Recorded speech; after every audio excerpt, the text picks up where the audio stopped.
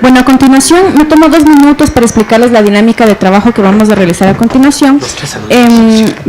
Bueno, luego de haber visto el film, el documental, con la moderación de Robinson Robles, vamos a proceder también a dar la bienvenida a nuestros panelistas. Están Juan Martín Cueva, ya los vamos a presentar más detenidamente. Juan Martín Cueva, Patricio Pérez y Mauricio Medrano. Se expondrán ideas sobre el audiovisual. Cada panelista tendrá 8 minutos para plantear sus criterios y posteriormente el público podrá participar con preguntas que pueden, por favor, dirigirlas específicamente a cada uno de los panelistas. Tenemos el honor de presentar como moderador del Cine Foro 30S a Robinson Robles, quien estudió periodismo y comunicación social en Quito y Estados Unidos. Es doctor en jurisprudencia, fue corresponsal de Univisión, Telemundo y NBC. Actualmente es corresponsal en jefe desde Quito de Hispan TV, la cadena mundial de noticias de Irán. También fue catedrático de periodismo audiovisual en la Universidad de las Américas y director de noticieros y programas periodísticos de varios medios en Ecuador. También contamos con la presencia de Patricio Pérez. Es doctor en Comunicación Social para el Desarrollo, título obtenido en la Universidad Central del Ecuador.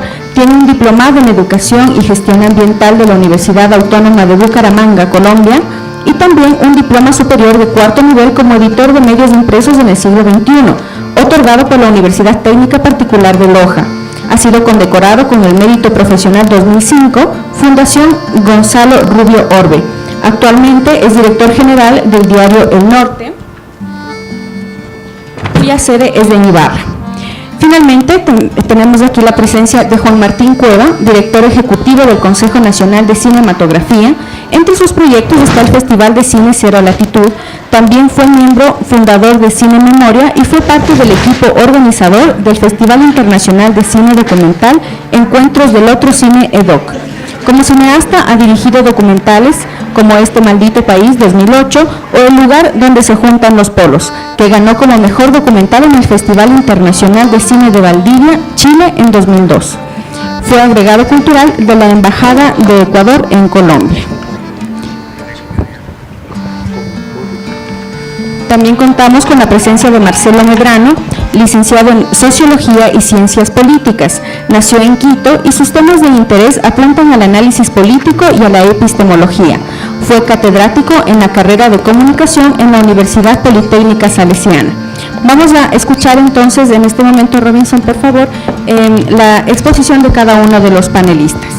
Bueno, muchas gracias por estar en este foro, luego de haber visto la interesante propuesta de los amigos productores, directores, quienes estuvieron atrás de esta película, de esta gran producción. Yo quería participarles un poco, un par de cuestiones positivas de la película, un par de cuestiones negativas, y obviamente los panelistas sin duda nos van a poder ahondar con más de esos detalles. Bueno, lo positivo, el contexto que nos pone la película, ¿no? El contexto geopolítico en el cual nos hemos visto abocados a mirar el escenario de lo que significó la muerte de Jaime Roldós. Y la pregunta que se plantea inmediatamente es, ¿hemos superado eso con el paso de las décadas? Han pasado casi 30 años, ¿lo hemos superado? Los poderes geopolíticos, Plan Cóndor, Plan Viola, continúan vigentes en el Ecuador. ¿A qué se enfrentan presidentes, gobiernos que no están de acuerdo con el status quo de los países poderosos? ¿Hay un Plan Viola, un Plan Cóndor vigente? ¿Deberíamos cuestionarnos nosotros como estudiantes? El tema de judicializar esto para que de una vez por todas se pueda conocer lo que pasó con Sorrosa, lo que pasó con el expresidente Hurtado, las investigaciones. Hay un ofrecimiento de la Fiscalía, hay un compromiso presidencial de retomar el caso Roldós. ¿Qué ha pasado? ¿Por qué no nos cuestionamos por ahí? Y también un poco cuestionar el tema yo cuestionaría de la película como criterio personal el vincular a Abdalá Bucaram como parte de la muerte de Roldós. A mí me parece que Abdalá Bucaram asumió un reto político que lo llevó a ser presidente y que fue víctima de un golpe de Estado. Eso tiene que ver con la muerte de Roldós. Mi criterio es que no va lo uno con lo otro. Sin embargo, vamos a ver los panelistas cómo nos lo pueden profundizar. Yo quisiera ver si comienzo proponiéndole Vamos por la derecha, Marcelo, si te parece, para que me ayudes con tus criterios y un poco el trasfondo de tu mensaje, para que después ustedes lo puedan analizar conjuntamente con nosotros y emitir sus criterios. Por favor. Sí, buenos días, se me escucha, ¿no? Bueno, cuando vi por primera vez el documental me sentí incómodo, porque había cositas en el documental que me hacían preocupar en términos de su homogeneidad. Por ejemplo, la última parte del epílogo, en el que aparece el tema esto de la masacre del 59 y se habla de la historia, y queda así como sobrando dentro del tema del documental. De igual manera, ciertas omisiones, como por ejemplo, el documental nos dice si es que hubo o no un magnicidio de una manera directa y clara, como para que se planteen las judicializaciones que plantea Robinson. No lo dice de manera clara. Entonces, claro, ¿por qué era eso? Yo me puse a pensar y, claro, el título es muy decidor, es la muerte de Jaime Roldós, y entonces ahí hay que ser muy claros en términos simbólicos e históricos. Nosotros cuando hablamos de la muerte de García Moreno, inmediatamente tenemos una película muy clara del momento del machetazo de Faustino Rayo, etcétera. La muerte de Alfaro el Arrastre funciona como un condensado en sí mismo de una época. Y para nosotros contemporáneos la muerte de Jaime Roldós implica un condensado de una época que viene después de la dictadura, pero sobre todo que queda pendiente la posibilidad de si fue o no fue un magnicidio. Eso es, pero claro, cuando uno va con esa película a ver el documental, hay cosas faltantes y cosas sobrantes. O sea, no entiendo por qué le saca a Santiago Roldós haciendo teatro. Sí, o sea, veo como sobrante. Esto es una crítica, no creo constructiva. Pero también veo que falta, por ejemplo, el tema de decir que en la época de Roldós hubo una toma de la embajada de La Habana en Cuba por parte de agentes de la CIA cubanos y que Roldós autorizó a desalojarla. Eso es tremendamente importante para entender el contexto internacional, porque fue una trampa de Estados Unidos, obviamente, fue una trampa en la cual se decidió también parte del destino. Pero bueno, entonces yo me pongo a pensar eso, ¿no? Y entonces esas incomodidades de esos baches en las narraciones me preocupan más al final, porque el final con lo que cierra el documental es los silencios de la historia. O sea, ¿por qué no se habló de las investigaciones, de las otras investigaciones, por ejemplo, de Jaime Galarza, que creo que es uno de los tipos que más sabe? ¿Por qué no se cuenta algo más de la coyuntura política, como lo de Cuba que les decía, la expulsión del Instituto Lingüístico de Verano, que eso también es fundamental? ¿Por qué Ardalá en helicóptero y en la tarima? Sí, ¿por qué? Esta es una cosa complicada, la hipótesis de que Santiago Roldós, o los hijos de Santiago Roldós tengan que asumirse como hijos de dos desaparecidos. O sea, el tema de los desaparecidos tiene una cuestión legal muy fuerte, jurídica, entre otras cosas que están desaparecidos. Valga la evidencia, ¿no? Y ellos no estaban desaparecidos, murieron y fueron enterrados, ¿no? Y además eso aparece como una nueva hipótesis, eso me dejó pensando, ¿no? Entonces yo creo que el documental no se construye sobre las hipótesis de la muerte de Jaime Roldós. Al contrario, sino si la vida, por dos lados, ¿no? Por un lado, si la vida llevada por Jaime Roldós Aguilera merecía granjearse enemigos que incluso lleguen a un posible asesinato. Y el segundo elemento, ¿no? El segundo elemento que tiene que ver con la muerte de Roldós en términos de una narrativa de la memoria contemporánea, que hace que la muerte de Roldós esté a la altura de las muertes de García Moreno y Alfaro, dentro de la conciencia ecuatoriana por lo menos. Entonces yo percibo tres narrativas. La primera, ¿no? La narrativa histórica que nos cuenta si Jaime Roldós Aguilera tuvo una vida, entre comillas, peligrosa para alguien, para el imperio, para la oligarquía, para los militares que dejaban la dictadura, pero que no incorpora, eso sí hay que decirlo muy claramente, el documental no incorpora en términos claros la idea de magnicidio. Recordemos, o sea, aparece el informe de las Fuerzas Armadas, que dice ciertas cosas bien interesantes, ¿no? En 8 días sacan un informe, pero en la primera parte aparece el Manolo en la roca en la cual supuestamente se estrella un avión. Y esa es una de las cosas que hacían improbable el estrellarse un avión. Si un avión se estrella sobre una roca, la roca queda... Y no hay ni una huella del impacto de una avioneta en esa roca. Por ejemplo, si se quisiera desestimar la hipótesis del accidente. Entonces, insisto, si bien se cuestiona la tesis oficial, no se es muy claro en términos del magnicidio. Y yo creo que esto de tratar como dos desaparecidos me parece conflictivo. Es decir, ¿qué estamos planteando aquí? Yo creo que la película, el documental está narrando la historia de Jaime Roldós Aguilera, no en términos de lo que a nosotros simbólicamente nos llega y nos dice la muerte de los dos, le mataron, no le mataron, fue un magnicidio, no, sino si él hizo méritos para que alguien le mate. Y eso me parece que es fundamental porque nos da una lectura distinta. El segundo elemento, ahí hay una narrativa personal. Yo creo que es Manolo Sarmiento quien también narra lo que ve y siente. Por ejemplo, se llama Manolo Sarmiento junto a la roca, donde supuestamente se estrelló. Sí, se ve junto al archivo revisando el archivo de este militar argentino. Se ve en diálogo o mejor dicho, expone la cámara para que Santiago Roldós narre su historia. O sea, yo no entiendo por qué aparece Santiago Roldós haciendo teatro. ¿Por qué? Porque eso es un desfase, en términos del documental estoy diciendo, ¿no? En términos del documental. Y en ese sentido, lo que yo creo es que Manolo Sarmiento, que además lo plantea, aclaremos, ¿no? Hay 4 partes en el documental, digamos, la introducción, la primera muerte, la segunda muerte y el epílogo. En la introducción se hacen unos antecedentes y dice, es posible comenzar, da 6 opciones. Entonces, incluso lo de la masacre del 59, que no se entiende por qué eso podría ser un antecedente. Pero luego viene la primera muerte, que digamos es la muerte física, luego viene esa como muerte simbólica, política, y de las personas, los familiares que quieren apropiarse del legado histórico. Yo no entiendo por qué se le pone y se desarrolla la idea de Hamlet, queda así medio pataleando. Pero lo que yo creo es que Manolo Sarmiento le da un espacio a Santiago Roldós, y de paso, él se incluye como generación. O sea, yo creo que da el espacio de que Santiago Roldós, yo no sé si les pasa a ustedes, compañeros, pero yo el rato que le veo a Santiago Roldós en el teatro, inmediatamente yo tengo una lectura doble. Le veo a Santiago Roldós adulto haciendo teatro con sus propuestas políticas de teatro, pero también le veo igual de niño, de desvalido. Y entonces lo que yo creo es que Manolo Sarmiento lo que hace es darle una salida a su amigo, en esa tercera parte que es fundamental, la de la muerte simbólica. Si no, no entendemos, hay algunas partes. Y finalmente, algo que es importantísimo, la narrativa sobre los soportes de la memoria, cuando nos dice qué pasaría si el silencio dejara de ser silencio y estuviera al alcance para construir la historia del Ecuador. Eso no lo encontramos en el documental, lo encontramos más bien en la historia de cómo Manolo hace el documental. En otro ensayo, Manolo dice que comenzó a buscar las imágenes de esa época y no encontró.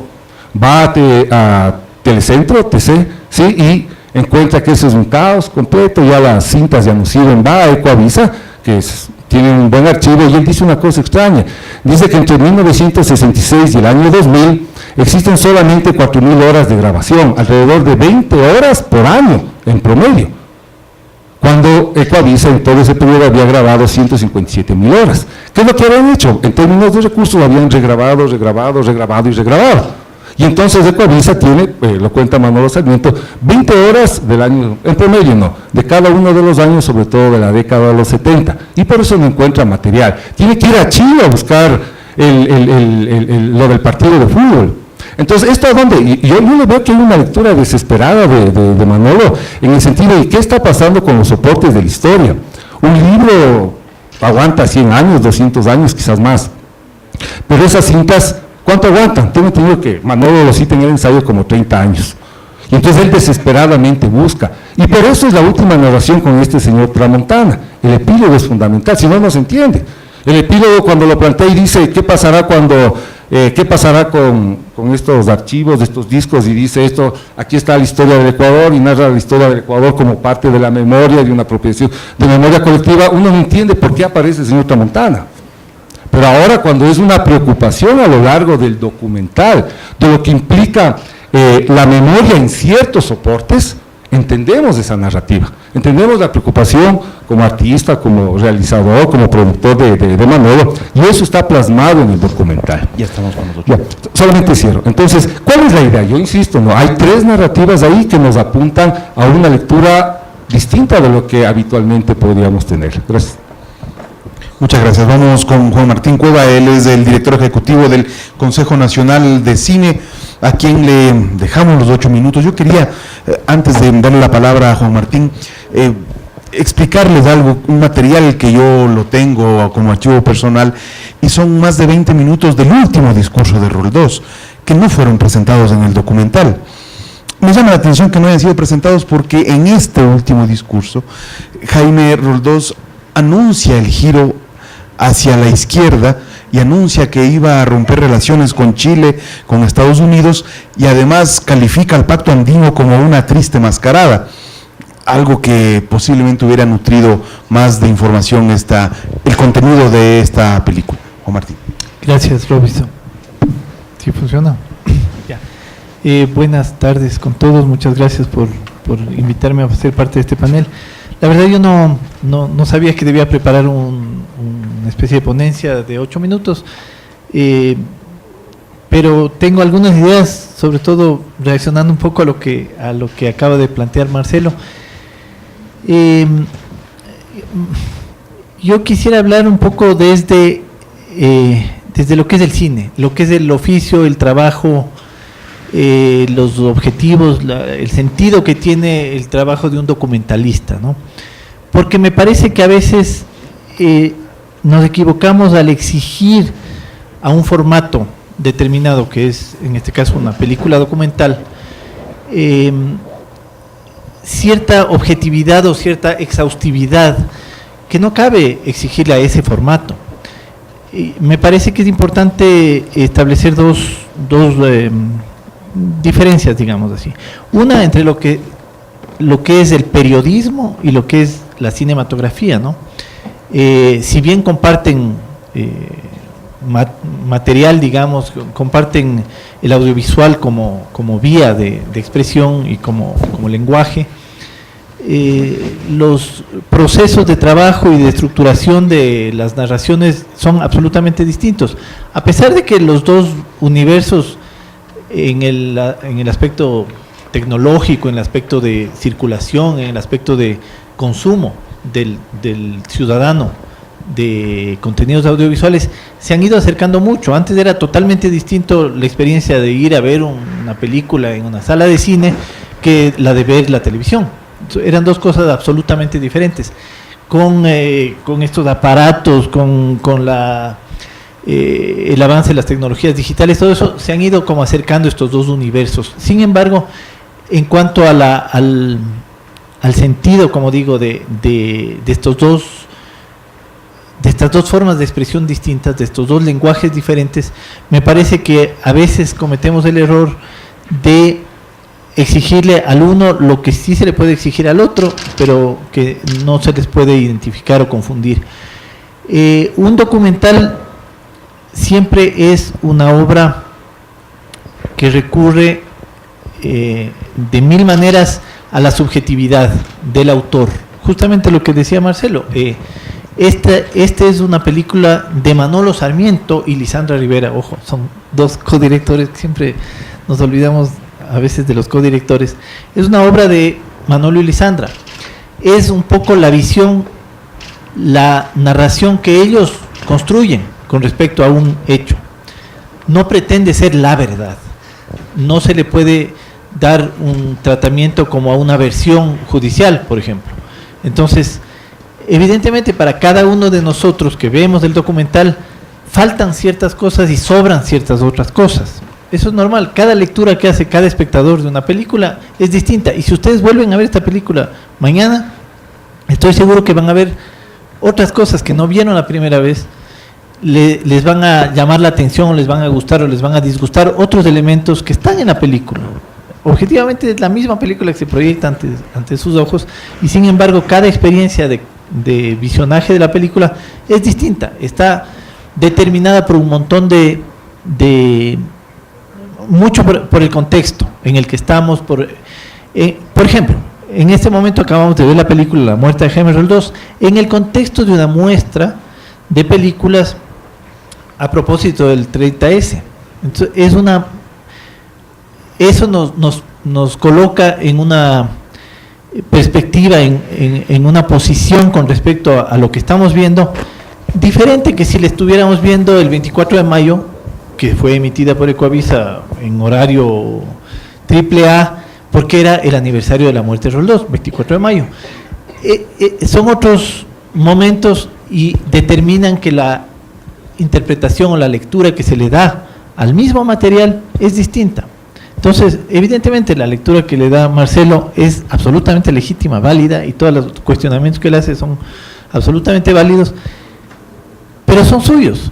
O sea, es el diálogo que se establece entre un espectador, en este caso calificado además, que sabe desentrañar elementos del lenguaje audiovisual, y un producto, una película que dura 2 horas y que expone ciertos hechos usando determinados personajes, determinados momentos, determinados extractos de los discursos. ¿Por qué te hizo falta a ti esos elementos del último discurso de Roldós? Seguramente Manolo no es por desconocimiento o por descuido que no los usó, seguramente los conoce y los escuchó 1000 veces. Cuando uno hace un documental de 2 horas, generalmente tiene acceso a cientos de horas de video, de cosas que el propio realizador, que los propios realizadores en este caso fabrican, hacen, filman, pero también de archivo, hecho por otra persona. Y este es el segundo elemento que yo quería mencionar, es la cuestión de la cronología, del tiempo, del estar cerca o estar lejos de los hechos. Lo propio del periodismo es estar lo más cerca posible en el tiempo y en el espacio de lo que sucede. O sea, si es que está sucediendo algo ahorita en este momento en la Carolina, yo no voy a tratar de contarlo desde aquí, sino que voy a ir a la Carolina a filmar, a grabar, a tratar de obtener testimonios lo más directos y lo más inmediatos posibles. En el caso del documental hay una distancia con respecto a lo que sucedió, una distancia en el tiempo, una distancia también en el espacio, los espacios, y ahí intervienen necesariamente intermediaciones de personas generalmente. Entonces, ¿por qué haber escogido a Santiago Roldós como uno de los personajes fuertes en esta película para contar la historia? Pues porque a Manolo y a Lisandra les parecía que a través de ese personaje, en ese personaje y en este momento, 30 años después de la muerte, 30 años después de la muerte de Jaime Roldós, cuando este señor ya es adulto, es hombre de teatro, tiene sus criterios, ha tenido su proceso, digamos. También la verdad de Santiago Roldós sobre la muerte de sus padres 2 minutos. Sería distinta si es que su proceso desde la muerte de sus padres hasta ahora habría sido distinto al que fue. O sea, él fue a vivir en México, qué sé yo, 1000 cosas. Pasó lo que pasó con su tío Abdalá, con su familia, pasó lo que pasó con la investigación y con las explicaciones sobre la muerte de sus padres. Entonces todo eso va configurando una especie de verdad. Pero cuando digo verdad, no es una verdad universal, esa es la verdad de Santiago Roldós, visto además a través de el ojo de Manolo Sarmiento y Lisandra Rivera. Entonces hay muchas intermediaciones como para exigirle a una obra cinematográfica. Yo quisiera subrayar esta palabra. Esta es una obra cinematográfica, no es un informe periodístico, un reportaje a propósito de los 30 años de la muerte de Roldós, al que sí se le podría exigir que tenga cierta objetividad, cierta neutralidad, cierta objetividad, ¿no? En este caso yo creo que es una decisión absolutamente legítima de los realizadores. En todos los casos de las películas documentales, las decisiones que toman, evidentemente, hay una frase de algún cineasta famoso de Godard, creo que es, que dice: cuando uno decide qué filma, y es un poco lo que retoma Manolo al final de la narración, en el epílogo de la película. Cuando uno decide qué filmar, está decidiendo qué no filmar. Cuando uno encuadra, lo que queda fuera de cuadro es dice tanto como lo que está dentro de cuadro. Si yo decido filmarle a Marcelo y dejarle fuera de cuadro a Robinson, es una decisión ética, política y estética mía. ¿Por qué le filmo a Marcelo y le saco a Robinson de la realidad que estoy filmando?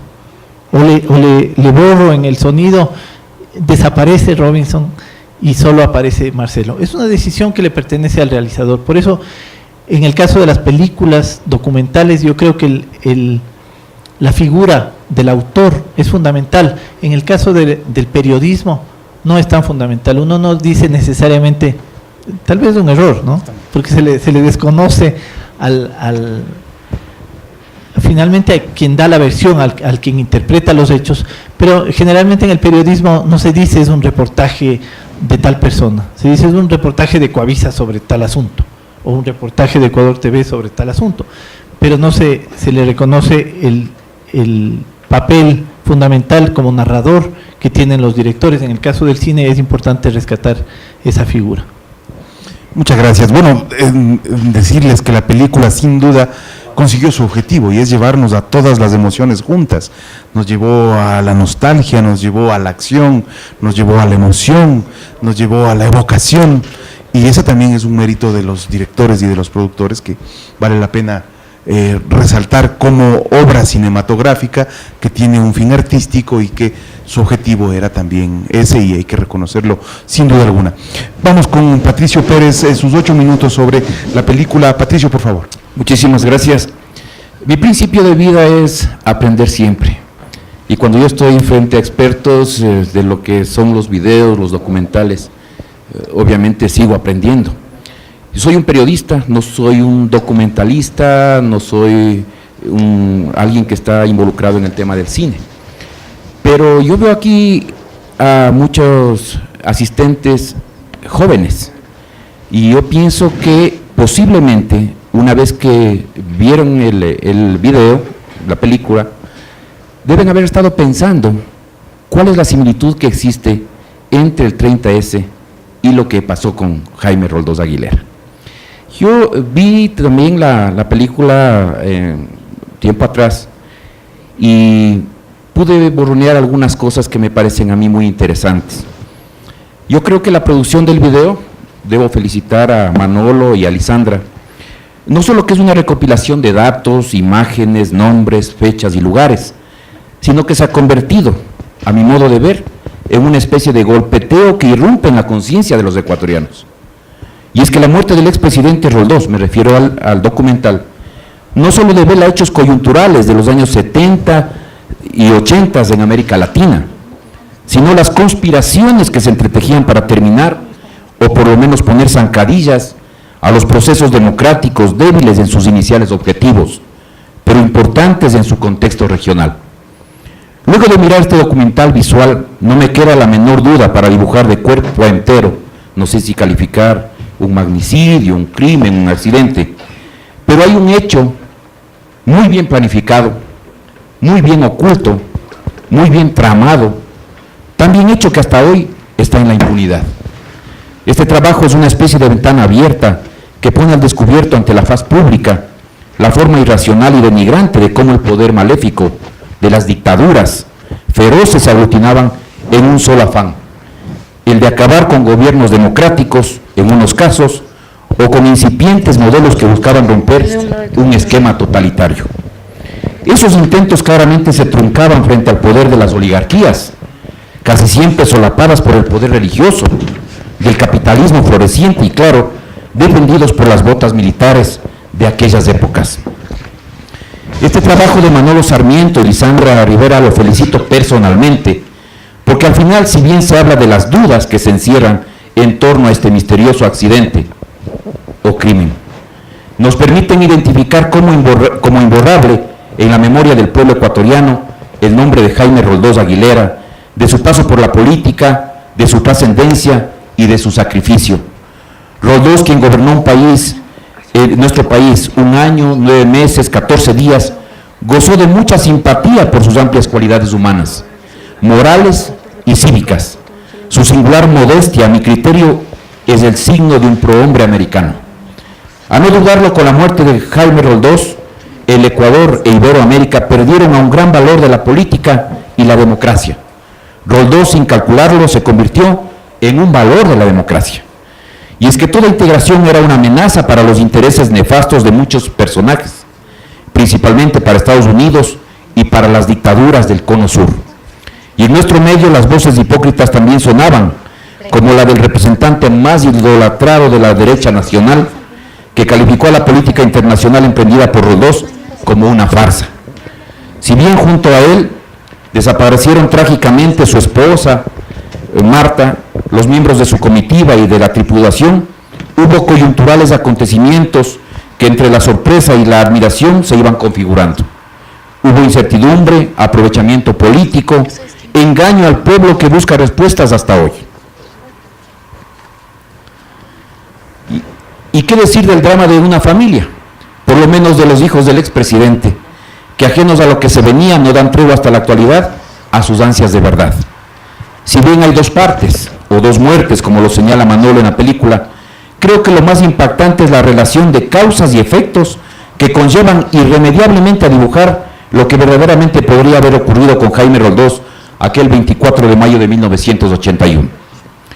En definitiva, mientras las dudas persistan, la imagen del expresidente Roldós y sus acciones para tratar de inaugurar y consolidar la democracia y el respeto a los derechos humanos en Ecuador, que se erigía como ejemplo de América Latina, siguen latentes, firmes y profundamente enraizados en el corazón de los ecuatorianos, demócratas y amantes de las libertades éticas.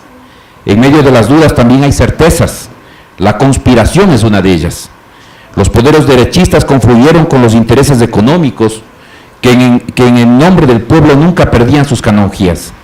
Confluyeron con los malos pero poderosos elementos militares que podían vender el alma al diablo para que sus estructuras no se vean debilitadas. 2 minutos. Confluyeron con la clase oligárquica dominante que para esas épocas ya tenían nombres y apellidos y a quienes solo les interesaba aumentar su protagonismo político, sus influencias en el exterior y sobre todo su poder, pero a espaldas del pueblo.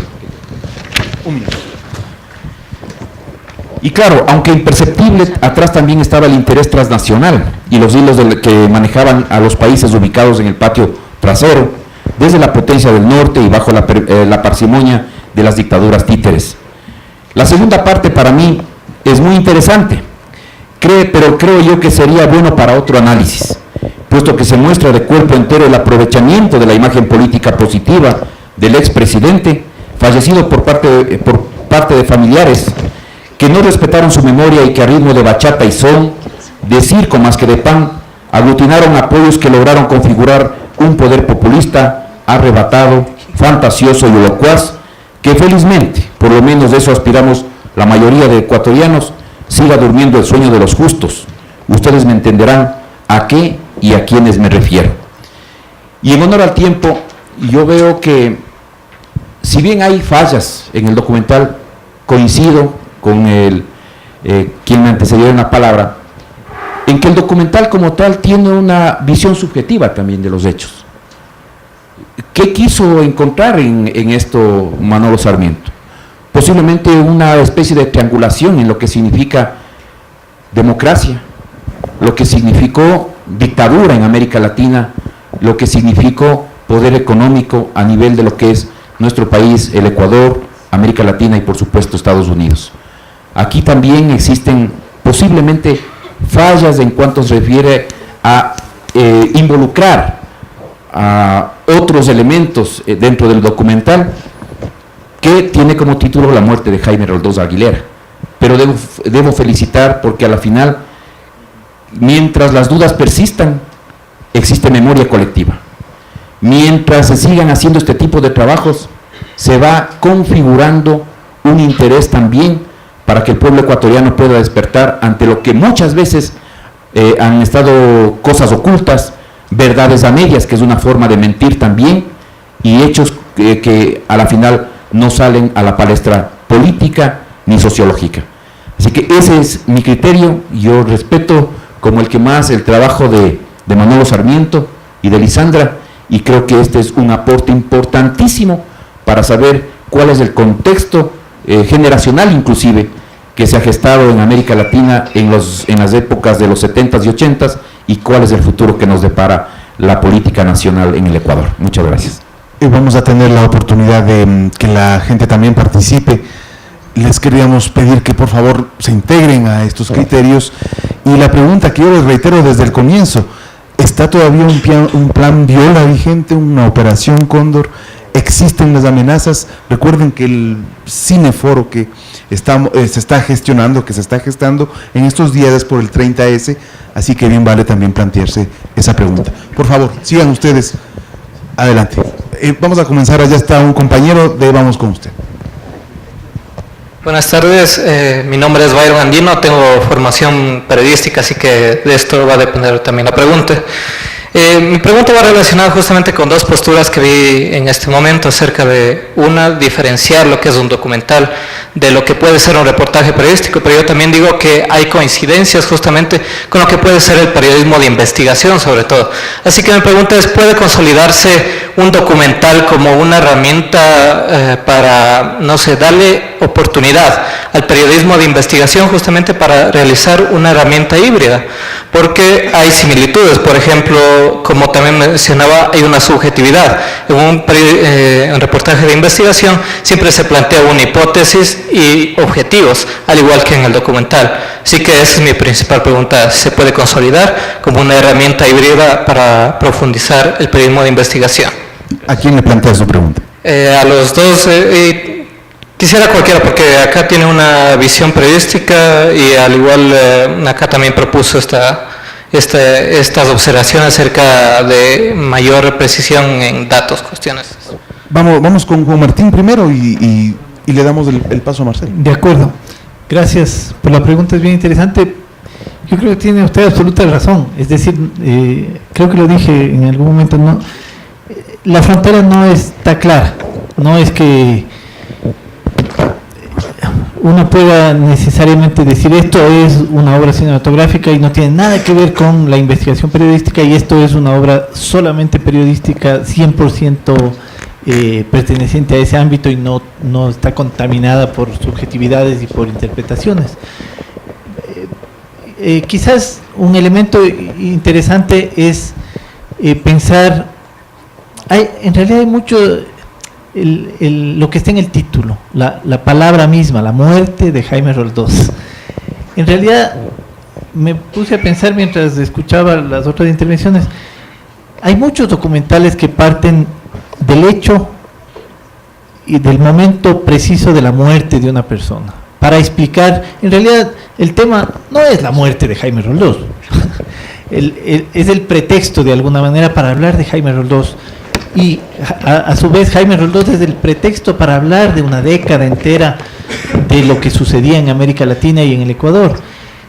Siempre hay como una especie de utilización, en el buen sentido de la palabra, no es una manipulación, sino una utilización de elementos fuertes que atraen inmediatamente al espectador. O sea, si uno ve un afiche o ve que en la cartelera de los cines está una cosa que dice la muerte de Jaime Roldós, yo creo que para todos nosotros, sobre todo los un poco mayorcitos que estamos aquí, es un momento absolutamente inolvidable, fundamental en nuestras vidas. Yo era bastante pequeño, niño en esa época, y sin embargo me acuerdo perfectamente cómo en la casa nos enteramos. Y yo creo que todo el mundo tiene ese recuerdo de ese momento, esa memoria. El trabajo, como dije hace un momento, de Manolo y Lisandra está hecho 30 años después de ese momento del sacudón o de la impresión inmediata de la muerte de Jaime Roldós. Me acordé de un documental que mostramos creo que en el primero o en el segundo Festival Encuentros del Otro Cine, de documental aquí en Quito, que era sobre la muerte de Gaitán, de Jorge Eliezer Gaitán en Colombia, 9 de abril de 1948, así se llama el documental, es decir, el día que mataron a Gaitán. Y ahí también, como en este caso, es un pretexto para hablar de muchas otras cosas, de la figura, cómo se fue construyendo y cómo fue incomodando cada vez más a la oligarquía colombiana la figura de Gaitán. Aquí es lo mismo un poco, cómo este personaje que aparece en la historia ecuatoriana casi por accidente, porque si no hubiera pasado nada, si Asad Bucaram hubiera podido ser candidato, en fin, si se hubieran dado las cosas de otra manera, Roldós hubiera sido quizás, seguramente una persona importante, un político activo, un pensador, etcétera, pero no habría llegado a estar en la posición en que su muerte significó tanto para la historia de este país. Por eso cuando Marcelo hacía esta, digamos, comparación con la muerte de Alfaro, la muerte de García Moreno, yo creo que para nosotros son muertes absolutamente significativas en nuestra memoria, que han ido construyendo nuestra manera de entender la historia de nuestro país. No así o sea, no necesariamente todas las muertes son así. La muerte de León Febres Cordero fue una muerte en el hospital, en la clínica, enfermo. O sea, en el caso de Febres Cordero, si se quisiera hacer una película sobre la figura de Febres Cordero, yo creo que no sería tanto su muerte el punto de partida de la narración. Sería quizás Taura, no sé, otro momento. El levantamiento de Fran Vargas, no sé, algo, pero no sería su muerte, ¿no? Pero creo que me desvié de la pregunta inicial, porque pensé en esta cuestión de la muerte como detonante de una narración y de una memoria, ¿no?, que se construye a partir de ahí. ¿Qué pasó, Osquita? Cuéntame. ¿Quieres agregar algo? Sí, por favor. Sí, algo decía el Juan Martín que es importante, es decir, este documental tiene una dosis, llamemos, de objetividad y de subjetividad, que es también lo que yo le manejo. Y el compañero planteaba la diferencia entre si había una relación entre documental y un periodismo investigativo. Mira, o sea, la cuestión fundamental que si tú estás haciendo periodismo investigativo es que tienes que remitirte a fuentes probas, o sea, verdaderas, certeras, como quiera que se llame. Si tú hablas de que hay un desfalco bancario o el feriado bancario, tienes que mostrar información. O sea, no puedes construir un periodismo investigativo sin información, y eso te da el respaldo, llamémosle así, las otras disciplinas científicas, es decir, economía, sociología, antropología, psicología, lo que sea. Eso te da a ti el respaldo para la construcción de un periodismo investigativo válido. Sí, o sea, no lo puedes hacer. Si tú quieres opinar sobre el feriado bancario y opinar bien, tienes que saber de lo que estás hablando, valga la expresión, y suena medio crudo. Pero en el caso de un documental, también tienes que saber lo que estás haciendo, pero tienes la posibilidad de incorporar ciertos elementos. Por ejemplo, yo digo aquí que en el documental se incorpora un aprecio, un cariño a Santiago Roldós, pero también puedes incorporar odios, pues. O sea, así directo, o sea, la figura de Abdalá tiene así un matiz aquí en el documental que resulta chocante, por ejemplo. O sea, eso está puesto ahí, ¿no? Y un documental puede tener una dosis mayor o menor de esa objetividad y subjetividad, o sea, eso es válido. La cuestión es que nosotros tenemos que estar preparados para entenderla así. O sea, si yo cojo el documental del Manolo y de la Alessandra y digo, eso es historia purita, estoy cometiendo un error. Si yo cojo un documental de otro país, Argentina, o como nos planteaba el Juan Martín, de Colombia, o sea, es un documento que te está dando información, pero ¿cuál es la validez total que puede tener eso? Tengo que recurrir a otras fuentes, a otras disciplinas. Sin eso estoy fregado, sin eso no puedo hacer ni periodismo investigativo y puedo disfrutar un buen documental, pero puedo decir que ese documental es la verdad absoluta, pero estoy cayendo en una irresponsabilidad para un montón de cuestiones paralelas. Eso. Tenemos una siguiente pregunta. Aquí el amigo quería hacer una pregunta, si me ayudan con el micrófono. Un tip de periodismo investigativo versus documentología. Una prueba judicial puede convertirse en prueba periodística. Cuando una cuestión es periodística, eso significa que la prueba periodística puede convertirse en prueba judicial. En ese momento hay una dosis de periodismo investigativo. Es un hilo muy fino el que hay que hilar, pero si podemos manejar un poco esa diferencia, un tip que en la vida me ha servido mucho. Por favor. Mi nombre es Paulín Boquingo. Me parece que excelente los documentales, ya que es una especie de sacudón a la memoria de la colectividad. Con el perdón del señor panelista Manolo, yo pienso que decía que hay algunas cosas que no deberían haber salido, pero como una persona de pueblo, soy una persona que tuvo la oportunidad de estar en el 30S. Obviamente nunca me ha gustado hacer protagonismo político ni nada por el estilo. Hoy estoy aquí en representación del CRC de la Ferroviaria Baja, presidente Carlos Beltrán. ¿Por qué es importante? Porque al estar mirando la película, no analíticamente ni teóricamente, sino simple y llanamente como un simple espectador. Importante porque yo siempre me preguntaba de que después de la muerte de Roldós, ¿qué hacía Santiago? que hacía Marta en su adolescencia. Tuve la oportunidad de ver ahí, ¿no?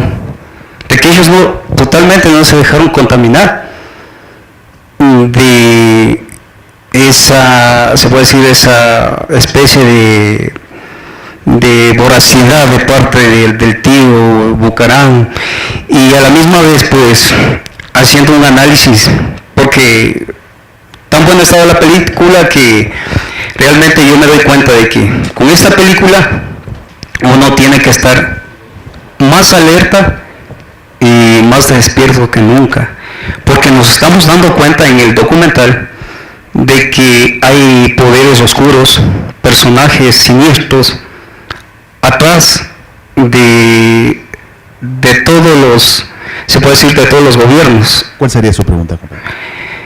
Perdón. ¿Su pregunta cuál sería entonces? Mi pregunta sería de que si algún momento dado se puede realizar alguna especie de documental mucho más allá de lo que ya salió del 30S, ¿no? Obviamente hubo investigaciones y cosas así, pero igual quedó en la nada. Entonces mi pregunta sería si los señores que están creando estos documentales en algún momento dado se pondrán manos a la obra en realidad en crear un documental en el que el pueblo que estuvimos ahí o personas que estuvimos constando el 30S, digamos, pues ahora sí estamos tranquilos, porque eso es lo que pasó. Si en verdad salió el documental 30S, pero falta mucho todavía igual que el documental de Roldós, que todavía queda nadando la incertidumbre de que en realidad qué pasó. 30 años después, ¿verdad? Así es. Mire, hay una cuestión fundamental que hay que tomar en cuenta, ¿no? O sea, a ver, veamos, los últimos 20, 30 años, ¿qué se ha escrito aquí en el país en términos de crónicas sobre los grandes personajes políticos? O sea, aquí existe una cosa bien extraña, o sea, cada cierto tiempo aparecen obras sobre Velasco Ibarra. Es interesante, o sea, Velasco Ibarra murió en el 78, me parece, las 5 presidencias y cosas por el estilo, pero la gente sigue interesándose en Velasco Ibarra.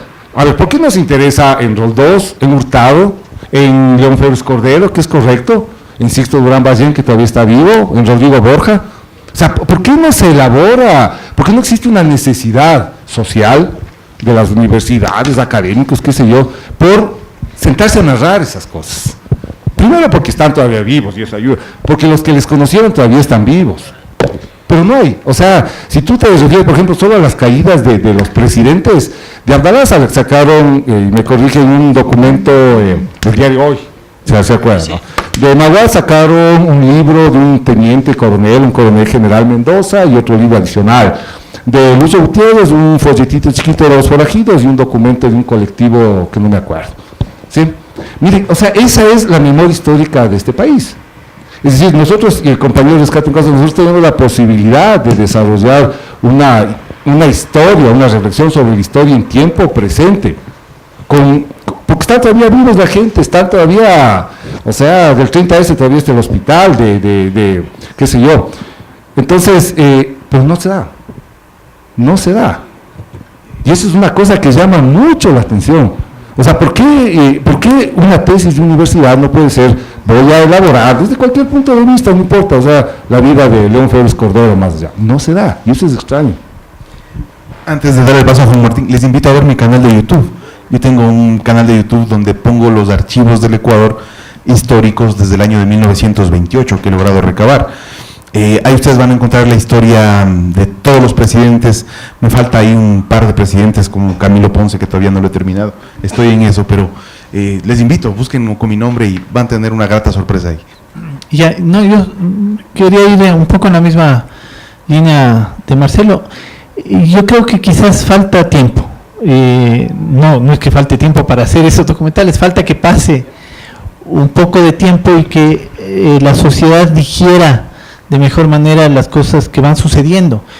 Yo me acordé ahorita en el 2004, me parece, Isabel Dávalos, que es una documentalista ecuatoriana y productora, sacó un documental sobre Alfaro Vive, se llama Alfaro Vive Carajo, del sueño al caos, 2004, de algo que sucedió 20 años antes. Ahorita se está terminando otro documental sobre el mismo tema que se llama Alfaro Vive Carajo, por parte, el documentalista en este caso es un ex militante de Alfaro Vive Carajo, Mauricio Samaniego. Yo creo que no hay que esperar la película, la última palabra y la versión definitiva sobre estos hechos. ¿Por qué ahorita se empieza a hablar de Alfaro Vive, por ejemplo, 20 años después? ¿Por qué la figura de Velasco Ibarra ha sido ahora objeto de documentales, de novelas, de libros, en fin, investigaciones? Porque yo creo que la sociedad ha procesado esos hechos con el tiempo, ¿no? No hay nada que reemplace el paso del tiempo y que las cosas se vayan asentando un poco y que las versiones se vayan... el problema de lo inmediato es que muchas veces nos empuja hacia el maniqueísmo, hacia decir esto es blanco y esto es negro, esta es la verdad, esto es falso, estos son los buenos, estos son los malos, pero con el paso del tiempo las cosas se van complejizando un poco y la tarea, yo creo, del cine documental es cuestionar, es complejizar, no es simplificar y no es buscar una sola explicación sencilla de las cosas. La figura de Velasco Ibarra, por ejemplo, hay un documental de Andrés Barriga que se llama Retrato de un monarca andino, por ejemplo, o sea, hasta el título. Pero claro, es después de los 5 velasquismos y habiendo pasado un montón de tiempo desde que murió Velasco Ibarra, volver a pensar en esa figura, ya con la posibilidad de verlo de manera panorámica, digamos, con el tiempo que ha pasado, porque es una figura bien contradictoria, no es muy sencillo interpretar a Velasco Ibarra, como no es muy sencillo interpretar a Jaime Roldós. Los personajes que quedan en la historia y en la memoria son bien complejos, no es solamente... Los personajes que son menos históricos y más, digamos así, legendarios, no sé si voy a herir susceptibilidades de aquí, pero por ejemplo, Abdón Calderón, el héroe niño, no nos lo creemos mucho, creo, nosotros, la historia que nos cuentan en las escuelas no tiene tanta verosimilitud, se ha creado ahí una especie de mito, que es lo que se evita cuando hay periodismo investigativo o trabajo de un documentalista que complejiza las cosas. O sea, Roldós no era todo maravilla y cero errores, cero fallas. El tipo surgió en un contexto y surgió de un movimiento y de un entorno social determinado y político, determinado, y una familia y de una familia política, en fin, es un personaje bien complejo. Entonces yo creo que para que haya un poco más de procesamiento de lo que sucedió el 30S, hace falta básicamente que pase el tiempo, que las cosas empiecen a verse de manera más compleja. ¿Tenemos alguna otra pregunta? Acá. ¿A quién le diriges tu pregunta, por favor? A Marcelo. Soy Pablo Tatés de Radio Pública. Bueno, estaba pensando en que... ¿La República del Ecuador? Radio Pública del Ecuador. Está bien, nadie es perfecto, mi amigo, vamos. Así es. Bueno, tanto documentales como periodismo de investigación tienen esta virtud de levantar memorias, o sea, son una memoria de cierto modo. Y estas memorias siempre parten de un lugar de denunciación, desde un punto de vista desde donde vamos a ver las cosas. La memoria desde la psicología, bueno, es la cuestión más compleja que puede haber, porque es muy subjetiva la memoria desde la psicología. Incluso cuando uno tiene cuestiones muy traumáticas, el cuerpo o la memoria por defensa olvida, suprime ciertas cuestiones, que es por defensa de la psiquis. Pero cuando pasamos la memoria al tema de la comunicación, ahí precisamente por este tema de los lugares de enunciación, se va complejizando este tema de la objetividad y este tema de la imparcialidad, que yo creo que es un tema que nuevamente se pone al debate cuando aparece en los medios públicos e incluso cuando aparece el Cenecine, en la medida de que hay un reglamento del Cenecine en el cual te plantea que lo que vayas a hacer, la película, que si tú quieres que tu documental, tu película tenga, digamos, el apoyo del Cenecine, tiene que hablar de realidad nacional. Si mal no estoy, si estoy mal ahí me corriges, pero me parece haber leído un artículo en este sentido. Entonces la pregunta ya no solo para Marcelo, sino también para que también me corrija en este sentido.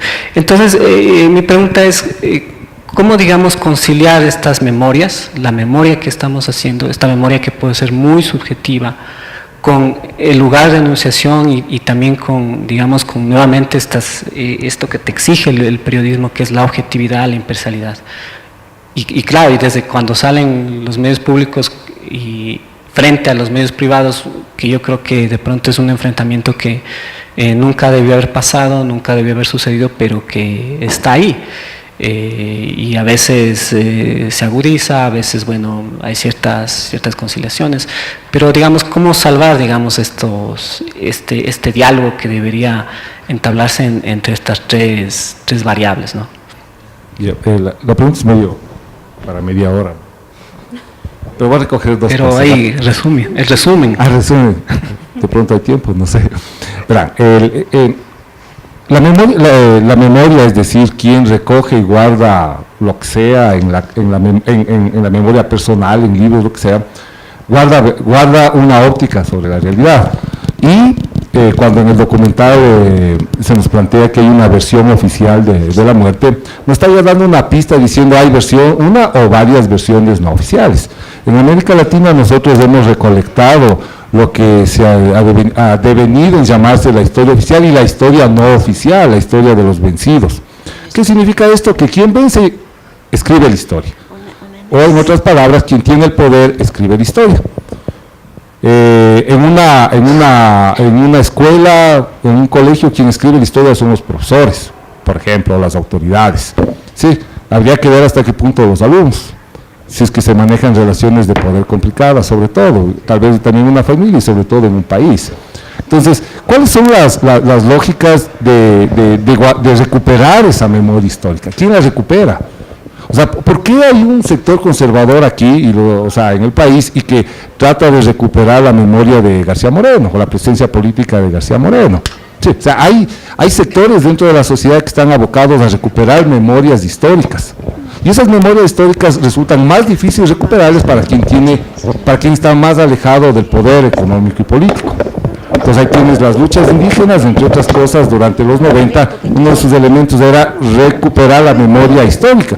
Y lo más interesante es que los mestizos teníamos que recuperar la memoria histórica. O sea, todos nosotros nos consideramos indios de alguna manera y eso me parece fundamental. Entonces, lo primero, o sea, la memoria histórica y quien enuncia la historia es una relación de poder, ¿no? Económico y político, y eso hay que ser muy claro. Podríamos hacer incluso una lectura desde qué punto de vista en función del poder está el documental. Lo podemos hacer y quizás hacer un señalamiento. El rato en el que le entrevistan a un salvadoreño, ese señor salvadoreño defiende la posición, entre comillas, democrática de Salvador Duarte. Es una brutalidad, ¿no es cierto? Es una brutalidad, perdón la expresión, era genocida, estaba vinculado al grupo Arena. Y dice una cosa bien interesante, y dice, es que este señor era de derecha, pero tenía tanto miedo a los comunistas, que esa era su forma de defensa de la democracia. Y no, es horrible, o sea, murieron no sé cuántas miles de gentes en el conflicto, en el del Salvador. Entonces, mira, ahí yo podría hacer una lectura y me podría poner a pensar y digo, a ver, ¿por qué el Manuel y la Lisandra le dejan esa cuñita? Podría reflexionar. Entonces, se abre, ¿no? Pero eso es desde un punto de la memoria histórica. Y el otro punto de la memoria histórica tiene que ver quiénes están dispuestos a hacerlo. Ese es otro problema, porque el que toma la decisión de recuperar una memoria histórica de cualquier sector de la sociedad, los compañeros indígenas, los compañeros roqueros, los compañeros, no sé, ecologistas, etcétera, está tomando una decisión que es netamente política, porque tiene que desafiar a algo. Es fácil hacer un documental de 10 millones de dólares donde esté la vida de Velasco Ibarra, es facilísimo si es que yo tengo 10 millones de dólares. Pero si yo no tengo 10 millones de dólares, ¿sí?, la cosa cambia, porque hay una visión, bueno, también hay, si tengo 10 millones de dólares, también es una visión política, pero sigue siendo algo. O sea, si nosotros en el periodismo investigativo, en los documentales, tenemos que ser conscientes de que somos sujetos políticos, y si no somos conscientes, y si no nos damos cuenta que en nuestros productos se refleja también nuestra posición política, estamos fregados. Este no es un producto neutral. los productos que están hablando los compañeros no son productos neutrales. Entonces, cuando uno rescata la memoria histórica, necesariamente está atravesado por la política y hay que ser conscientes de eso. Perfecto. Juan Martín, ¿alguna añadidura? Rapidísimo, solo porque Pablo planteó algo con respecto a los fondos del CNCine que no es exacto. Para ser breve, el CNCine no establece absolutamente ningún condicionamiento de tipo de contenido o de temática o de tratamiento. O sea, no vamos a decirle vamos a dar un apoyo a este proyecto, pero siempre y cuando lo trate de esta manera o que mencione tales asuntos o que vaya en determinada dirección. Absolutamente, o sea, es un proceso muy técnico y creo muy transparente en el sentido de que hay comités de selección de proyectos que son con participación extranjera de gente muy experimentada y profesional en eso, y jamás ha habido un direccionamiento en ese sentido. Lo que sí sucede es inevitable, pienso yo, porque estamos en el Ecuador, pues porque estamos fomentando el cine que se hace en el Ecuador, y el cine que se hace en el Ecuador en muy gran medida se interesa por los asuntos de la sociedad ecuatoriana, pero los criterios para definir que un proyecto es ecuatoriano o no son muy claros, y puede haber el caso de una película que no tenga nada que ver con la realidad nacional, con la historia, con la memoria nuestra, pero que sea hecha por un director, por ejemplo, y un guionista ecuatorianos, con fondos ecuatorianos, o que técnicos que participan en la película sean ecuatorianos y que la película no tenga nada que ver con el Ecuador. Hay casos, se me viene a la mente ahorita la película de Amaya Merino, Asier Etabiok, Asier y yo, es una película sobre el conflicto vasco, sobre un personaje que fue del ETA, no tiene nada que ver con el Ecuador, excepto que la directora es ecuatoriana y la producción se hizo desde aquí. El editor, la productora, la directora, todos son ecuatorianos, pero la película no tiene nada que ver. O Silencio en la Tierra de los Sueños, de Tita Molina, una película hermosísima, filmada en Manta, en la casa de su mamá, le filma a su mamá. No sé si eso se puede considerar que es una película sobre la realidad ecuatoriana, no hay ese sesgo en la selección de los proyectos que fomentamos. Yo les quiero agradecer por la presencia, la participación, el interés y la emoción con la que han participado al ver la película y al atender nuestros criterios. Gracias a ustedes también por estar aquí, y nos veremos en una próxima oportunidad. Muchas gracias por venir. Gracias también a CNCine por su apoyo y también a Flaxo Cine por ser la sede del foro. Muchas gracias.